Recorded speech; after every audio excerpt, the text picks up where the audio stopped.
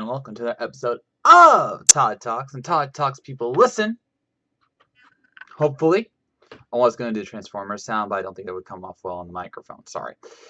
So today is the preview of the upcoming death battle between Optimus Prime and the RX-72 Gundam, aka the original Mobile Suit Gundam. Now, this is actually an incredibly hard death battle to talk about, not because of personal feelings, it's not like that, but because both of these guys, Optimus and Amuro in the Gundam, have incredibly, let's be kind here, convoluted histories.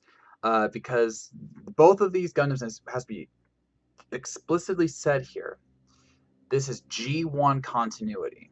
Okay, meaning the very first generation of these characters. And both of these characters in their G1 continuity had a lot going on. I mean, just the Transformers ones, for example, there was the series, there was the movies, there were like 3 different comic lines by Marvel, IDW, and Disney. There was toy lines, there was novelizations, there was spin-off cartoons that only happened in Japan. It's convoluted.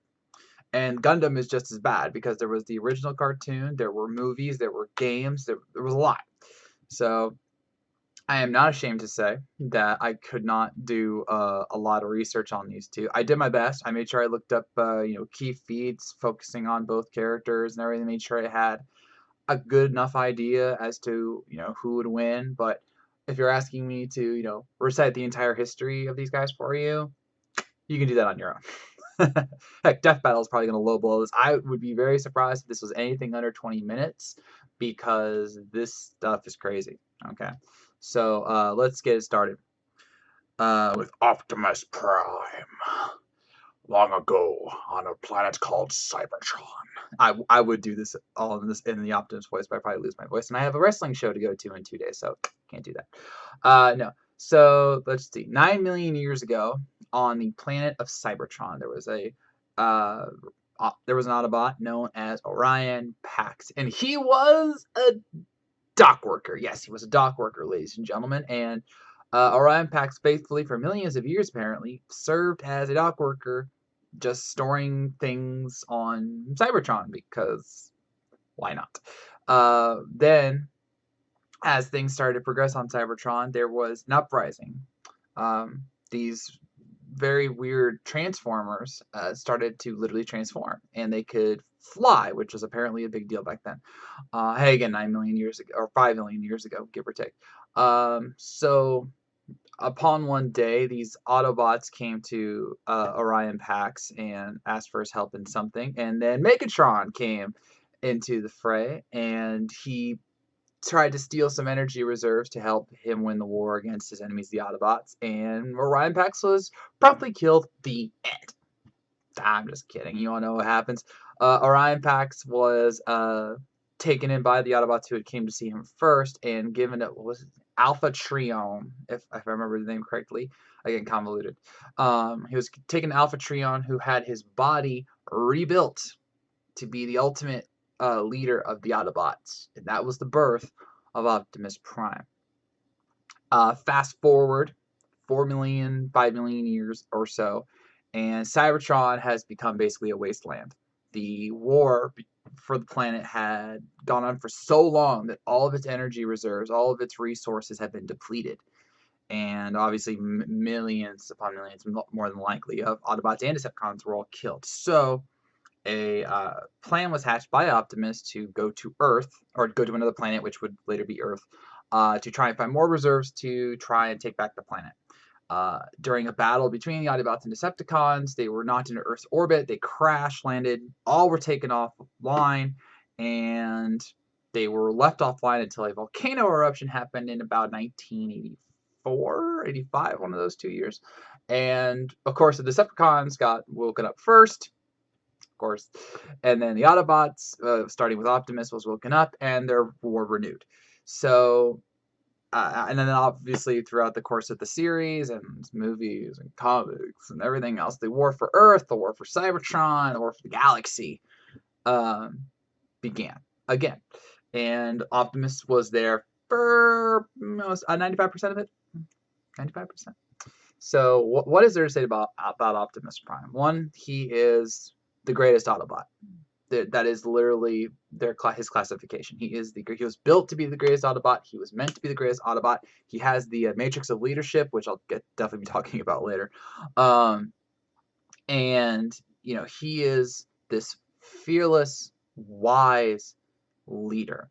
Okay, I mean we all know the stereotypical good guy, right? Usually they're brash and they're sometimes selfless and they mean to do well, but they screw up more often. That's not Optimus. Okay, Optimus is loyal. Optimus is wise. Optimus is powerful, and Optimus knows tactics. Okay, and one of his reasons is his experience, which they'll be talking about again later. He is an incredibly wise leader. In fact, it's his subordinates, allies, and the Autobots that actually have the more brash side of nature, like Ironhide or Bumblebee. And so he actually acts more like a father figure, if you think about it, just as much as he is a leader, because he knows about how war is supposed to be won, how freedom is something to be prized and valued, and the Autobots will fight for all sentient life forms. That's Optimus.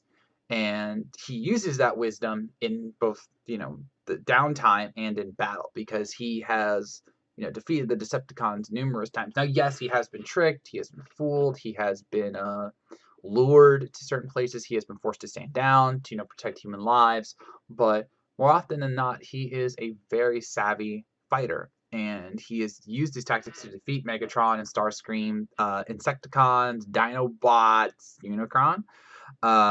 Keep an ear out for him later on. I went from here to here. I'm sorry. My ear's right here. He has done a lot. And again, just to name some of the things he's done, he has defeated Megatron multiple times, including in one-on-one combat, including when he was injured and low on power. He was able to defeat Megatron with a single blow. He has weapons that can shoot into outer space. He has fought multiple bots. Some of them were Dinobots and Insecticons and Decepticons. That's a lot of names. All at once, and he won. I know I'm not talking about Revenge of the Fallen. We don't speak about the Bay movies here. Remember, G1 continuity. But he has fought multiple, bots at once and won. He has led the Autobots to numerous victories, and he has, saved the planet and humanity multiple times over. That's just who Optimus is. His weapons are very important to talk about because, as these are giant mech robots, they have to have giant mech robot weapons, and Optimus definitely has it. He has a plasma rifle, which is the one that I mentioned, shot into space. He has an Energon axe, which is retractable, which I find really, really cool. He has the Star Saber, which I'm not sure if Death Battle's going to use. It's against continuity thing, but it's a very powerful sword. He has his tractor. I know it sounds stupid, but it's true. He has it, and then he has certain. And I guess another continuity thing. I'm not sure if they're going to bring it in, but he has ways to actually transform into superior forms of himself via the tractor and certain other parts. So we'll just have to see which ones Death Battle gives. It's really going to be complicated for sure. But he has done many things. Just as a bot. Okay, just as a bot, he has some incredible feats. His strength is insane. Okay, there was a time when this oil tanker. Okay, I want you to picture an oil tank, like the one you'd see on a train or something, right? So I want you to picture an oil tanker, and it was on fire, right? So Optimus picked it up, put it into a body of water, like a lake or an ocean or something, and he drowned it, right? So that, which was a smart thing to do. And then actually, I guess it was a boat tanker, not whatever. You know what I'm talking about. Train, boat, same thing. It was heavy. Okay, so he took it, he put it underwater to save it from the fire. Right, smart. But then he doesn't stop there. He lifts the tanker back up and throws it at Megatron. Okay, just lowballing it. An average-sized oil tanker weighs about 10,000 pounds. Now add water, put it underwater, lift it up onto the surface, and throw it at Megatron. That's insane. Another time, he actually lifted the Washington Monument. Yeah, which is 75,000 tons. And I think they said that he maybe lifted a third of it or something like that. It's weird. So if you lowball it, that's 25,000 tons that he lifted up, and then kept up and pushed back up, so he's technically stronger than that. Yeah, Optimus is pretty cool, and he's done a lot, and it's really awe-inspiring just how much he's done. And this is a character that is transcendent. All right, I mean, I love Gundam, don't get me wrong, but when you compare the two, it's not even close. Optimus is transcendent. All right, now that being said, he is a little inconsistent in his durability, and that's not his fault. It's the writer's fault, because everyone knows the Transformers movie he dies, and he actually dies like 2 more times in certain continuities. But he was meant to die in those films. Okay, he had to die in those films. Like, that's the only reason. But other times, he's tanked planet-sized explosions. He has he's dueled Megatron, who has survived massive explosions himself. So he's on par, if not greater than Megatron. And he's fought all these bots, and he's fought for millions of years. Okay, and it took him millions of years of fighting to die. Okay, so that's something. And he has a lot of other abilities that I'll be getting into a little bit later. But while his durability is a little inconsistent because of the writing, this is one bot you don't want to mess with. So, all right. In the future, Earth has colonized other planets, and one day the colonies of Earth decided to fight back on their own and take Earth for themselves, because that's never happened before. Yeah. So, but unbeknownst to Earth, they had these mechs that were far beyond starships, much greater capabilities, much greater weaponry, and they were just tearing Earth up. Until scientists came along and created the RX-72-2 mech suit, also known as the Mobile Suit Gundam. I love Gundam. Actually, Gundam Wing and G Gundam are my favorites. Those were like the best anime Gundams. The other ones, But so Mobile Suit Gundam, it is a very powerful mech, but it's only as good as its pilot, because Gundams are piloted. And that's where Amuro Ray comes in. He was the son of the creator of the Mobile Suit Gundam, and he piloted the Gundam after only briefly reading the manual. Read the manual, kids. Seriously, how did that show not teach kids to read the manual? Ooh, mommy, if I read the manual, can I pilot a Gundam? Sure, honey, just go read the manual. See, how did that not teach him? I'm just saying. So they did that, or he read the manual like briefly, and then got into the Gundam and was successfully able to ward off a couple of mechs who were trying to destroy the base. And this started the 1-year war for Amuro Ray, where he literally, as a kid, was piloting this Gundam to defeat the colony's armies, protect his family, even though his father had died, his mother was still alive, and all the other people, while fighting more advanced pilots. I mean, that's something very key about Amuro. Though he is a child, absolutely, at least the beginning, he was like 23 by the time he well, I'll get to that in a second. But he was a child to start off, and his Gundam, plus his innate abilities, which I'll explain in a second, helped him to be a better pilot than he should have been, because his Gundam was outfitted with a learning computer. If you recall Gundam Epion, the Epion system, it's kind of like that, a little bit more basic, but it's still pretty good. Basically, the Gundam itself would learn in a way that would make it so that pilots like Amuro would not have to train for like months and months and years to be a good pilot. So instead, Amuro could just go in, attach himself to the learning computer, and know just about everything the Gundam could do, and more. How so? Well, Amuro is what's called a new type, because that's a great name. See the sarcasm? No, a new type is a advanced human being. Like, now, it's not a genetic experiment. It's not that kind of anime thing. But it could have been. It could have been. No, it was a natural evolution of humanity, and these new types are allowed to do certain abilities, including telepathy.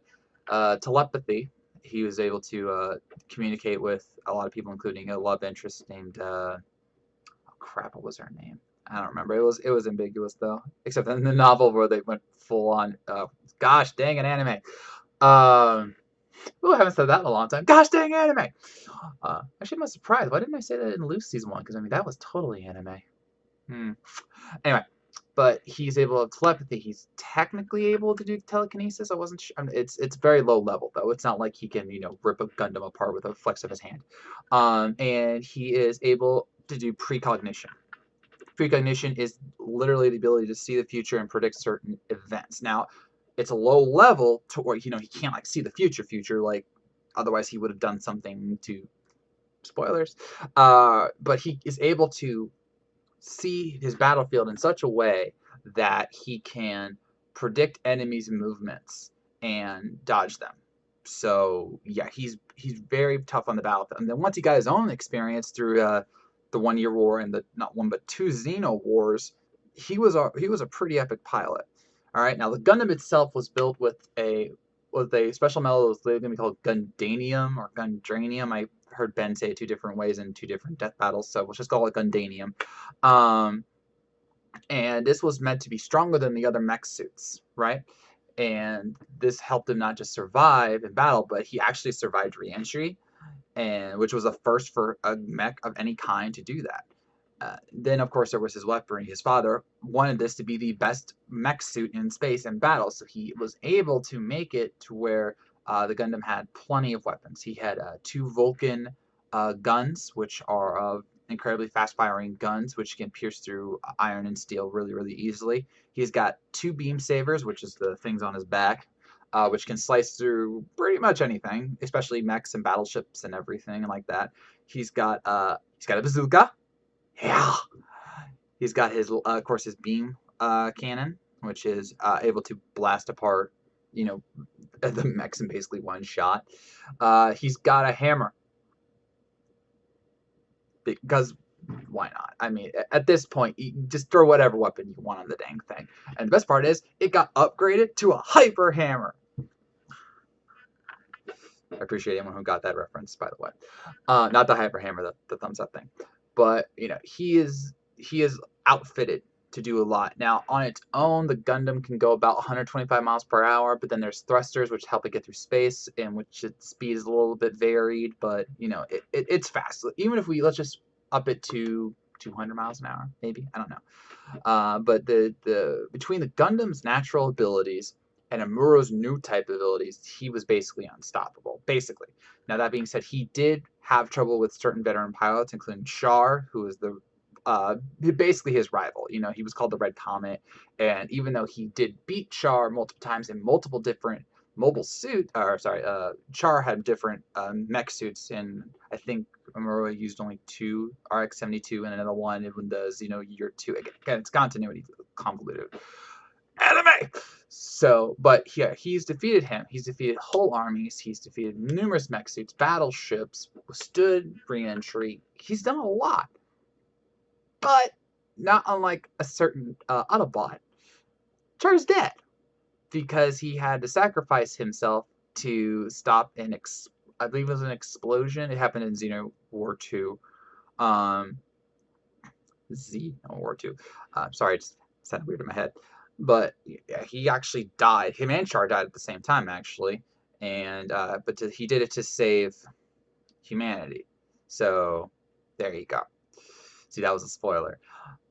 So this is the tough part, because who wins here?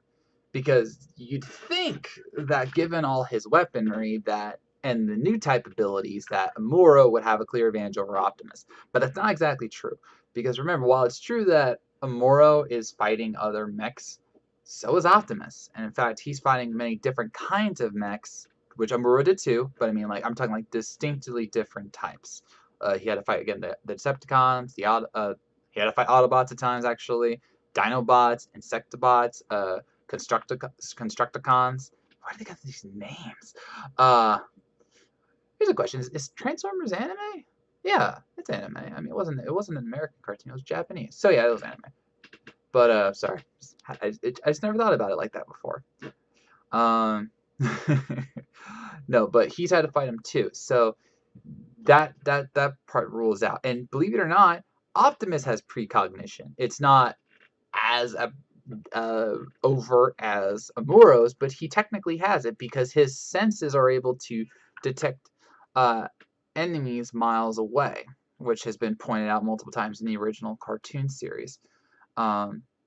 Speed-wise, I would give it to Amuro because Optimus in the cartoon was seen racing a Japanese train, which, given the time period, was about 180 miles per hour. So he does have that, but Amuro with his boosters probably can go faster than that. But again, it's complicated. The other complicated thing is their sizes. Okay, it specifically stated that Amuro's mobile suit is about 50 to 60 feet tall. It's technically says 18.5 meters, which is close to 60 feet, if I remember my math correctly. It's hard. I have trouble calculating feet to meters, but let's just say 60 feet tall. In contrast, Optimus's scaling is all over the place. Now, there's some scales that say he was about 8 meters tall, which is, close to 30 feet, which would make it half the size of Amuro. And then others have him at 30 plus meters. This was in the Masterpiece collection. I know it's actually called Masterpiece Collection. I actually kind of like that. And then that said that he was 35 meters tall, which means he was almost 100 feet tall, which I don't buy because, yeah, given how he scales in the cartoons. But yeah, there's a bit of a discrepancy about how tall these guys really are. I think Amuro's is more certain than Optimus is, and again, given that the cartoons, movies, comic books, and everything else, I think it's more than possible that he's somewhere around Amuro's size, if not a little bigger. Again, it's literally about how he's interpreted. So, yeah. I mean, heck, the Megazord was once thought to be shorter than Voltron, and then they looked at an official book, and because they found that, hey, he's actually smaller than Voltron. Then they found an official toy that said no, it's actually 300 feet tall. So yeah, I look very forward to seeing how they say how tall he is, but we're just gonna have to see. But let's ignore that because in this case, size does not matter because they're more than meets the eye. Yeah, that was terrible. That was terrible even for me. So here's what it boils down to.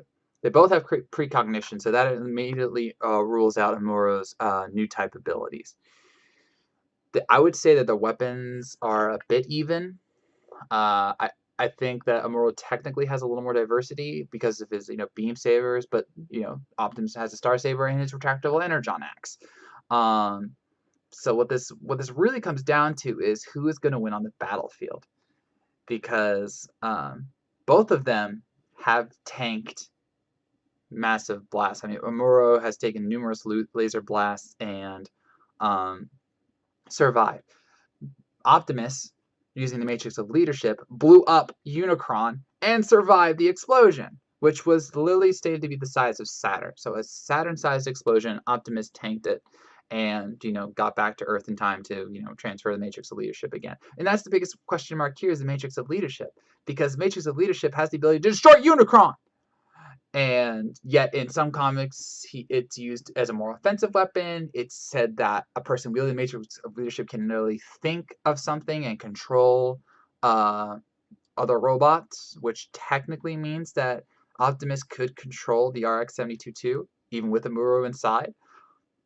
The Matrix has healed Optimus, even though it didn't save him from death in the movie. But again, that's a writing thing. That is not a feast thing. It's, what are you gonna do? But here's some of the big factors. I give two big factors to Optimus. Number one, dodging speed. As proven in Naruto Rishigo, pure speed and reaction speed are two different things. While it's true that Amuro, with his cognitive abilities, have been able to, dodge bullets all around him, even though he couldn't see them, Optimus has dodged just as many, if not more powerful laser beams than, faster laser beams than him. In fact, it's specifically stated that in a battle with Shockwave, who can move at the speed of sound, which is, not the speed of sound, speed of light, like electromagnetic pulse light. That didn't sound right. I apologize. He can move faster than EMP. Okay, and yeah, it's faster than a sound wave, which is technically just under speed of light, which is what they used in the Quicksilver battle. So he's dodged laser blasts of that magnitude, right? So then there's also the fact that he has shot things from Earth in outer space. Yeah, he blew up Megatron's ship with one shot of his laser rifle into space when he was in space. So he literally found it, lined it up, and shot it down. That's crazy. But here's the big thing. Amuro has fought in the 1 Year War, multiple Xeno Wars, and certain other battles around that time. He was a teenager when he got the mobile suit, and he was 23 around the time he died. Okay? So that's I can't remember when he started, actually. I think he was like 13 or something like that. So let's just say 10 years. I apologize if that's wrong. Optimus has been fighting for 5 million years. So not only has he seen just about everything, he wouldn't be phased by a Gundam.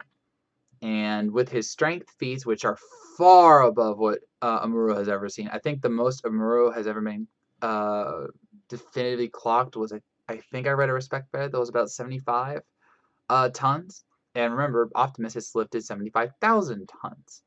And his striking power has been enough to, wound Megatron, who is as powerful as him, and everything. So I think between his experience, his strength, his reaction speed, and the fact that he can counter the precognitive abilities of the new type, Muro, he's going to win. So my official pick in this battle is Optimus Prime. No, wait, I'm sorry. I pick Optimus Prime. I'm never going to stop doing that. And if he wins, I'm totally going to do the reaction video and the whole voice. No, I'm not. I can't. I would lose my voice. But it would be a worthy end to my voice. And with that, I end this episode of Todd Talk. Do you think that Optimus Prime will win?